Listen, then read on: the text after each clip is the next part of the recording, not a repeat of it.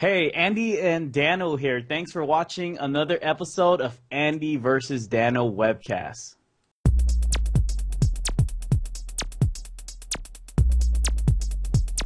Hey yo, it's the Andy versus Dano web show. We're basically a competition website where Andy and I compete against each other. This time, the competition we're currently in is a weight loss competition, and so hopefully I win. Andy might win it. Right now, he's got quite a lead on me. I'm excited to see where he is this week on the weight loss. Uh, anyway, let's get this show going. So, Andy, how was your weight loss this week? Since you pounded me so hard last week. Wait a minute, you're so positive today. I feel like you're gonna crush me somehow. No, I did not crush you. Oh. But remember last time it was 185 Yeah. on the scale, and I said, "What the hell? It can't be that low because it's whatever." And then we were trying to rationalize it, but it really wasn't that low. It really wasn't that low. But okay, so You just make up a number? it Ah, went up. I was No, no, no, no, no. 165. No, that was the number, but then I just felt like it wasn't right. So then I measured myself on the scale at the gym, and I am 192. 192. All right. And it makes sense. It makes sense. It That should be sucks. 192 because it sucks. I said it sucks for you because you looked like you had quite a loss.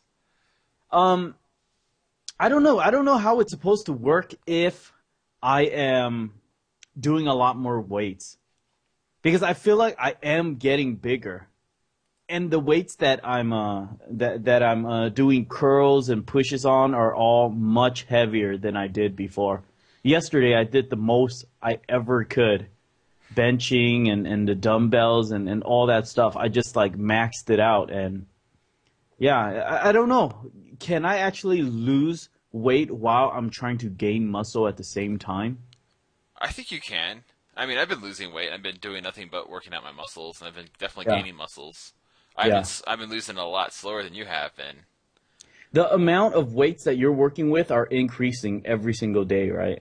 Not every single day, but over a period of time they are. Okay. Okay. How long? How long? What do you Yeah, mean? how long does it take before you pick up a much heavier dumbbell or a much heavier weight? Probably a week. A week? Although I think sometimes I overdo it and Mm-hmm. try to go up too fast, and I get kind of stuck because I'm just pushing too hard on it.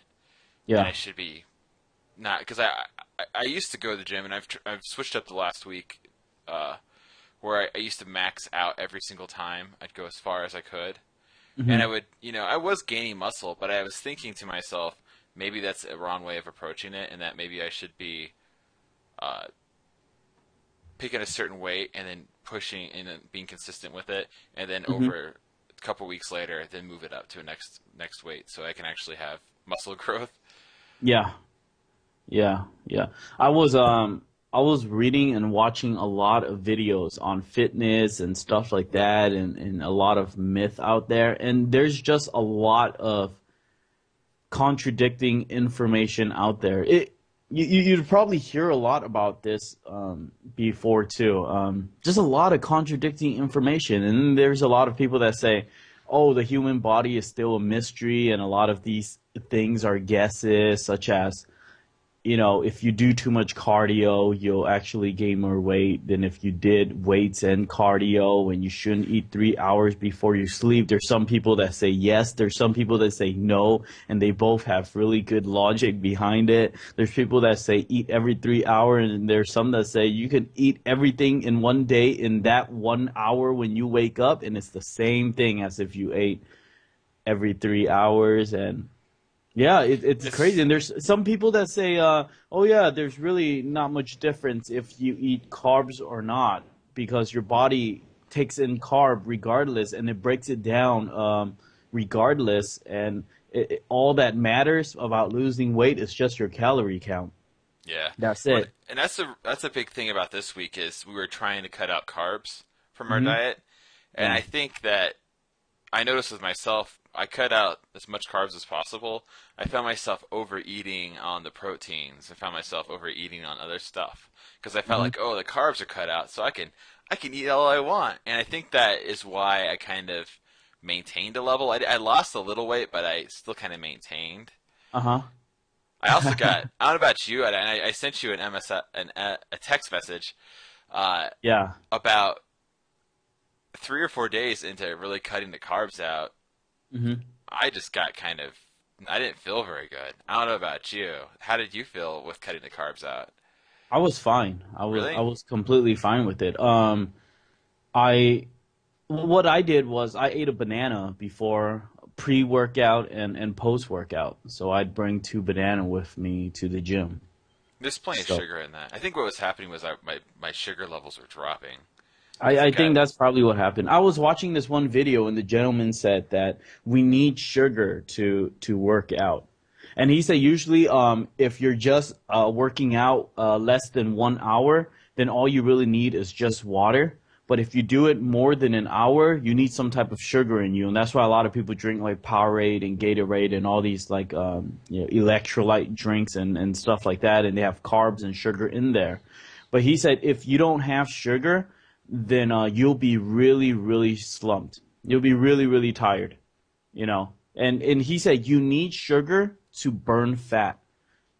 He said that's just how it goes. It uses the energy from the sugar to start up the metabolism to collect energy from the fat and turn the fat into energy that you can use. So without sugar, your body cannot get the fat to turn into energy, which is why you start dying when that's you're when you hit the running on a wall. treadmill or whatever. Yeah, Yeah. Yeah.